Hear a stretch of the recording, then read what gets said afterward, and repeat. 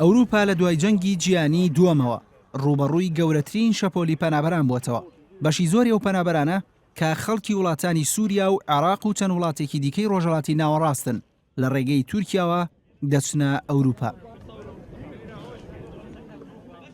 لە تورکیاوە قاچاقچیەکان بە چەندین ڕێگەی جیاواز پەنابەران دەگەێنە ئەوروپا، بەڵام بەگشتی سێ ڕێگای سەرەکی هەیە. ڕێگەی یەکەم ئەو ڕێگەیە بە دەریادا تێپەڕ نابێت، هەر بۆیە بەراورد بە ڕێگەکانی دیکە مەترسی کەمترە، بەڵام لە بەرامبەریشدا قاچاقچیەکان بڕەپارەیەکی زۆرتر لە پەنابەران وەردەگرن.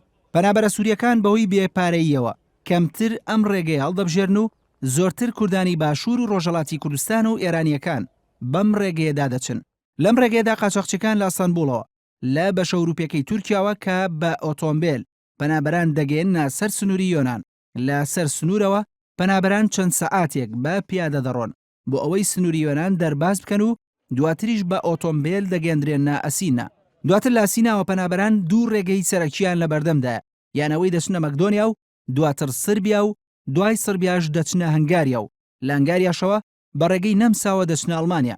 ڕێگەکەی دیکەش ئەوەیە لە یۆنانەوە دەچنە بولغاریا و لە بولغاریاشەوە دەچنە سربیا و لەوێشەوە دەچنە هەنگاریا و دواتریش لە ڕێگەی نەمساوە دەچنە ئەڵمانیا.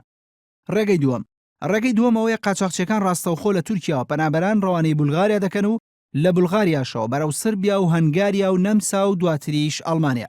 ئەم ڕێگەیەش بە هەمان شێوەی ڕێگەی یەکەم بە دەریادا تێپەڕ نابێت، بەڵام کێشەی سەرەکی ئەو ڕێگەیە ئەوەیە حکوومەتی بولگاریا لە ڕابردووە تا ئەم دوایانش سنوورەکانی بەڕووی پەنابەراندا داخستووە و لە ئێستاشدا زۆربەی کاتەکان سنوور داخراون. تەنها لەم دوایانەدا نەبێت کە شەپۆلێکی زۆری پەنابەران ڕوویان لە سنوورەکانی ئەو وڵاتە کردووە جارجارە سنوورەکانی دەکاتەوە. بە پێی زانێرەکان لە ئێستادا زۆرترین ژمارەی پەنابەران و بە تایبەتیش پەنابەرانی سووری بەم ڕێگەیەدا دەچنە ئەوروپا. ڕێگەی سێم ڕێگە مەترسیدارەکەیە کە قاچاقچیەکان لە ڕێگەی دەریاوە پەنابەران دەگوازنەوە بەرەو یۆنان. لەم ڕێگەیەدا قاچاقچیەکان لە چەندین شاری وەک ئەنتالیا و مەرمەڕ و بۆردروم پەنابەران سواری بەلەم دەکەن و بەرەو جزیرەکانی یۆنان دەیانگوازنەوە.